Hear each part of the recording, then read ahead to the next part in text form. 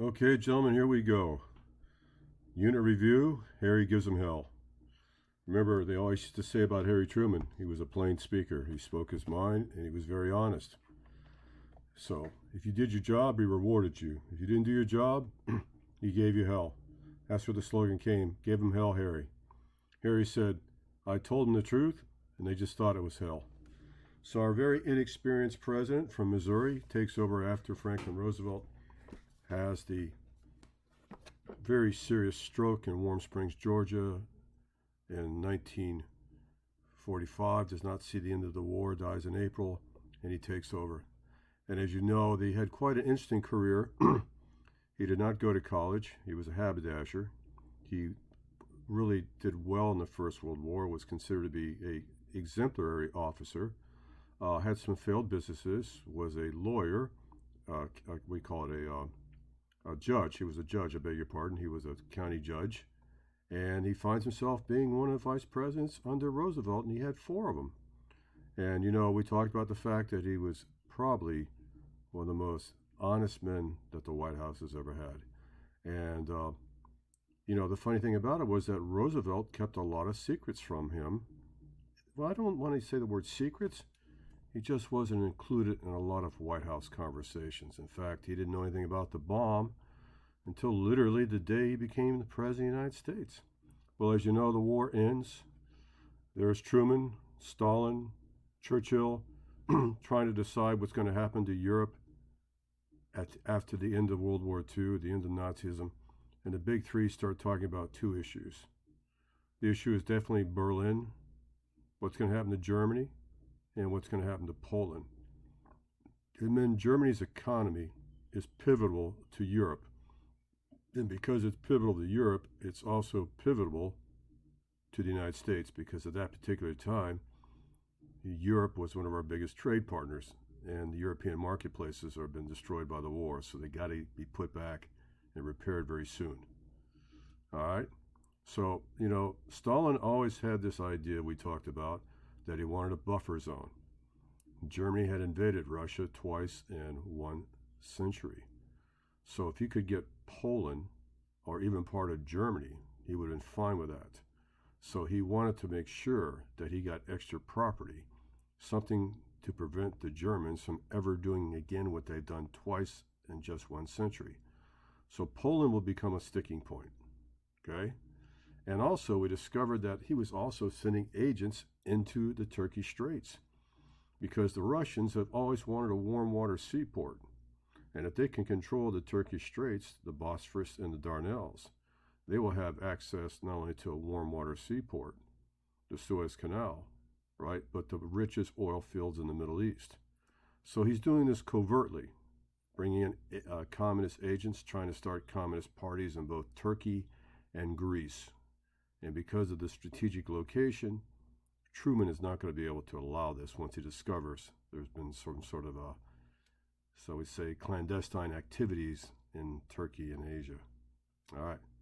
So the whole idea here was that, you know, at that particular time, since we have the nuclear weapon, we're beginning to talk about strategies. And quite frankly, you know, we didn't have a strategy. In fact, one of the first strategies that we had was basically to show the Russians that if you try to take any more property, especially in Japan or Asia, you know, we're gonna bring the big stick down on you. But I brought this slide in because later we'll talk about it in detail. President Eisenhower had this idea called the massive retaliation. So if you hit Berlin or any of our friends, we will open up the barn and let everything out. At that time, nuclear bomber, atomic bombs, later rockets, right? And that is exactly what it says. If you steal my car, I will burn down your house.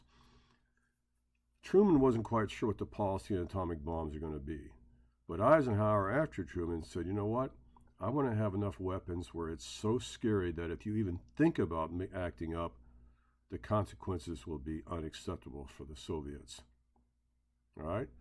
Now, this is George F. Kennan. He lived to be 100 years old. He was a Sovietologist. We talked about this. He was in Moscow during the most critical days of the rise of the Communist Party. He was afraid that Truman and others didn't understand what the Soviet intentions were. He actually used this analogy. The Soviet Union is a wind-up toy car, and it'll go forward until it meets an immovable object. And if you do not have an immovable object in Europe, you're going to lose all of Western Europe. But because he was in the State Department, he couldn't openly come out and criticize Truman. So he wrote in a foreign policy magazine, which is still with us today, Foreign Affairs, as Mr. X. He also sent a 5,500-word telegram to the State Department saying that there is no such thing as peaceful coexistence. You must contain the Soviet Union. And so the theory of containment is born. All right? We got to see the domino theories. We got to see containment, videos, right? And while this is going on, gentlemen, the Soviet Union has done their best to start sending moles into Canada, the United States, Western Europe. And here are two we have captured. And these two are going to be atomic spies. Because, as you know, we are now working on a new weapon system, not known as the A-bomb, but as the H-bomb. And if you're a true communist, you know that the only way communism can succeed is by global domination. All right? There's the headquarters of the KGB, the Committees for State Security. Quite frankly, men, we had this impression that in the 1940s and 50s that the Soviet Union was very neurotic and instinctively insecure. I guess if you've been invaded by Napoleon and Hitler and Kaiser Wilhelm, you'd be insecure too. All right. And it was at this time that Winston Churchill went to Fulton, Missouri to visit President Truman, his home state, to go to university to receive an honorary doctorate degree where he gave this incredible speech called the Iron Curtain. And he said from the Baltic in the north to Trieste and the Adriatic, an iron curtain has come down, and behind that iron curtain, all of Eastern Europe is now under a new dictatorship. It's not Nazism, it's the Soviet Union. And if the United States does not wake up, that iron curtain will extend all the way from Russia to Spain. Very famous speech. And there's the cartoon. Now remember, the Iron Curtain wasn't a real thing. It was an imaginary military line. There were troops there, trust me. There's Germany. Now Germany's been divided in two. This is where the Soviet troops stopped at the end of the war, and Germany is a divided country. The Americans, French, British will control the western sectors, but unfortunately Berlin, which we have a chunk of that city, is 115 miles on the wrong side of the Iron Curtain. If you get a chance, take a good study of that map, okay? But in 1947, men, some good things started to happen. Well, at least we went in the right direction. Europe was in absolute shambles. Asia was in shambles. The American economy is starting to slow down because people are out of jobs, because we don't need to produce tanks and airplanes and guns anymore. And Europe is starting to starve. And we come up to a very, very, very critical economic decision. The European Economic Recovery Act. We got to find a way to feed Europe, rebuild our economy, and in the process, save our own economy. Because what good is it making brand new automobiles if nobody in the world can buy American products or American cars? So in 1945, in the ashes of the League of Nations, the United Nations is born. And it starts off in San Francisco, but it moves to New York. We can no longer permit any nation or group of nations to attempt to settle their arguments with bombs or bayonets. So this is a humble attempt to avoid future wars or to negotiate the wars that will break out during that generation. If Woodrow Wilson was alive, I'm sure he would have been very pleased. Okay? And so the United Nations adapted. And they had the National Security Council, the 4 policemen. They have like a super vote. They can veto anything. The United Kingdom, Soviet Union, China, and France, and the United States. Now, the Soviet Union will go along with the League of the United Nations, but deep down inside, they don't really believe for a minute that the United Nations is going to stop any wars, or they're certainly not going to be able to stop Soviet aggression. But Stalin goes along, because he had nothing to lose by going along. It made him look like he was a good guy. Okay? And it wasn't long after that that the Truman Doctrine came out. We began to realize that communists are going to try to take Greece and Turkey. And so we're not going to send troops. We can't. The American people are tired of war. But Truman says, I will send as much money and weaponry and whatever I can to Greece and Turkey to stop this cancer of communism. And surprisingly, the influx of weaponry and money and other types of help actually rolled up the communists in Greece and Turkey.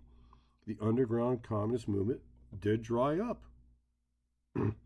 This is George C. Marshall. I have a lot of respect for this man. He was underneath Eisenhower in Europe when they fought the Nazis. He was a brilliant man, a very mature, very calm and cool operator, and he was given the worst job ever, the job of rebuilding Europe. Now, they called it the Marshall Plan, but he didn't like that. He was too humble. The European Economic Recovery Plan. We spent $12 billion. Some books say 20, but it's $12 billion to rebuild all of Western Europe. Men on the test, I ask you this question. Did we offer aid to Eastern Europe? Yes. Did we offer aid to Russia? Yes. They turned it down. Because if they took it, they would be agreeing that capitalism is the way to go. Marshall deserved the Nobel Prize. You know, a lot of American people, after fighting in World War II, just want to get back to the happy days. They were tired of Europe and Japan, Asia. They're tired of fighting. They want to eat hot dogs and watch baseball games and drive new Chevrolets, right? So, you know, really, we kind of got out of Europe in a hurry, and it left a political vacuum. And unfortunately, the Soviets filled it. Men, hunger is a horrible weapon, and we begin to realize that communism can use hunger as a weapon. Countries that are happy and well-fed and have a promising economy rarely turn to communism. But if you check the history of communism around the world, those countries that have an unequal distribution of wealth have a very, very, very small, shall we say, well, I don't want to say small, I want to say a very, shall we say, disenfranchised working class, where they're not guaranteed the necessities of life. That's where communism does the best. I mean, if you look at Cuba and you look at Korea and you look at China, they have something in common. A very, shall we say, underfed low class or middle class or working class. All right? $13 billion back then would have been $120 billion today. We create NATO, the North Atlantic Treaty Organization, a military fraternity to make sure that the Soviet Union does not take Western Europe. Well, then the Russians create their own. It's called the Warsaw Pact Nations. So we have NATO, they have the Warsaw Pact. Military fraternities guaranteeing the safety of every country, no matter who's attacked, will all be there. Okay?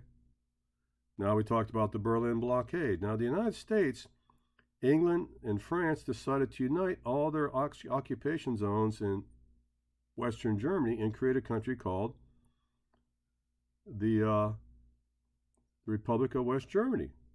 And now we're going to introduce a new economy, and we're going to introduce a new dollar bill, the Deutschmark, and we're going to help rebuild Western Germany. We do such a good job that people in Eastern Germany are fleeing over to the border, coming over to the West. Now, men, some of these people came over were brilliant scientists and engineers and professional people and teachers, and so they called this the brain drain. Does communism work in Germany? Well, apparently not, because the people are voting with their feet and they're going across the Iron Curtain as soon as they can. Now, men, at that particular time, the barbed wire was not up. The military was not 100% in place. This is not the Berlin Wall. That comes in 1961 with President Kennedy. So they're fleeing, and Western Germany is recovering. In fact, Western Germany recovers so well that within 5 years, their economy was amazing. So Stalin does something dirty. He surrounds the entire city of Berlin, turns off electricity, blocks the canals, turns off the railroad, no coal, no food. He's going to try to strangle America out of Berlin. If he could strangle the Allies out of Germany altogether, that'd be great. And so we have two choices. We attack which the military thought about doing, drive our tanks right into the blockade and take over Berlin, or Stalin came up with a crazy idea, Truman came up with a crazy idea. We're going to feed the people of Berlin by an airlift. Man, there are not that many airports in Berlin, and they're small. This was an incredible feat that went on for over 11 months. And the Berlin airlift was going to try to feed every single day 3.5 million Berliners. An airplane landed every 4 minutes, weather permitting, with food, milk, coal, right? Baby food, clothing, shoes, meats, cheese. Well, it's kind of interesting because the Russians did kind of harass some of our transport planes coming over there with their new jet fighters called the MiGs. So Truman decided, he's going to stay calm and he's going to try to go over the blockade and not through it. But he does something. He brings in 2 full squadrons of atomic B-29 bombers and he stations them in Germany. Now, Stalin doesn't know that these bombers are a bluff. There are no atomic weapons whatsoever inside these bombs. There are no bombs inside the cases that are shipped. It's a bluff. It's a poker bluff. I'll never know if Stalin fell for it or not, but, the Soviet spies could easily see all those B-29 bombers coming in just in case push came to shove. Men, if World War III was going to start, it was going to start in Berlin with Truman, Eisenhower, Kennedy. Even Ronald Reagan went to Berlin. That is the key city, right? And there's Berlin divided. There's the eastern sector, the American sector, British, French, and then later we'll have the Iron Curtain. The Berlin Wall. Okay? Okay. We talked about the brain drain. All right? You take a look at that slide. There's anarchy going on. Here's the American sector. Okay? You can see the Soviet troops on one side, the American troops on the other. Men, we are so heavily outnumbered that if we had to go to war with the Soviet Union over Berlin, we would be in a real rough shape. We'd probably get a black eye in a hurry. So we were horribly outnumbered. But you know what? We kept the troops there, and we were eyeball to eyeball in Berlin. Okay? There's the airports. There's the airplanes coming in. The Canadians helped us, right? Private airliners helped us. And then we talked about a guy called the Chocolate Bomber, Gail Haverson. Remember the guy used to drop little parachutes of candy bars on there to feed the poor little orphans? It was pretty good. Finally, the Soviet Union was so embarrassed and the world was so impressed by the Berlin airlift that the Berlin blockade was lifted. Now, men, we did lose several of these airplanes. It's bad weather, crashes, you name it, right? Exhaustion. And a lot of American pilots volunteered to fly double and triple missions. How they could do that, I don't know, but they lived on cigarettes and coffee, and a lot of American pilots did die. So the Berlin people have never, ever forgot the favor of all these years that America would help feed their former enemy and never abandon them. So food became the weapon against communism. Then we saw old Gail Haverson, what a great story that was, right? And we see not till 1989, there's the Republic of Germany. That's the flag of West Germany, okay? And the flag of East Germany, I like that, Democratic Republic, is different. On the test, I will ask you, which one is the West, which one is the East? And there you have it. There's no man's land right there. Gun towers and minefields and high-intensity lights and dogs and barbed wire. There's freedom. There's communism. There's the dead zone. I think that says everything about the Cold War right there. And if anybody ever deserved the Congressional Medal of Honor but did not get it, was the military general, the Governor General of Berlin and West Berlin. His name was General Lucius Clay. And let me tell you what, that guy was a workaholic, and he never slept, and he did everything he could to make sure that every person in Berlin, that nobody starved on his watch, and he succeeded. One of the quiet success stories of the Cold War, General Lucius Clay. No, he did not get the Congressional Medal of Honor, but he had tremendous respect. I think they should have gave it to him. All right, guys. Now, NSC Security Memo 68. This is pretty scary. It says that basically if we were to go to war against the Soviet Union here and at the end of World War II, 1947-48, we'd lose. And that the Soviet Union is not going to stop expanding. So we need to quadruple our military spending, start building H-bombs like there's no tomorrow, and realize that we need to prepare for World War III. A very sobering report. Men, there's no question that the National Security Memo number 68 will be on the examination. And then we'll talk about Eisenhower's massive retaliation in a later lecture. All right, so there's a real quick, brief synopsis of the test. I hope you paid attention and you have good luck on it, and please refer to this video often. Thank you. O.B. Sand.